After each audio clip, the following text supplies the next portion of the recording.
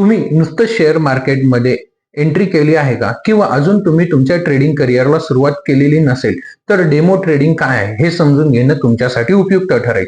Demo trading म्हणजेच काय की शेअर मार्केटमध्ये आपले पैसे न गुंतवता व्हर्च्युअल म्हणजेच काल्पनिक पैशांवर ट्रेड करणे. भरपूर सारे प्लॅटफॉर्म जे आहेत ते आपल्याला डेमो अकाउंट देतात ज्याच्यावर आपण पेपर ट्रेडिंग करतो. म्हणजे काय आहे की खऱ्या शेअर मार्केटमध्ये आपले पैसे न लावता काल्पनिक पैशांनुसार आपण शेअर कधी विकत घ्यायचे, कधी विकायचे, कोणत्या स्ट्रॅटर्जी कशा काम करत आहेत, मार्केटमध्ये कधी एंट्री घ्यायची, कधी एक्झिट घ्यायचे, यांसारख्या भरपूर गोष्टी आपण करू शकतो, तेही पैसे न गमवता.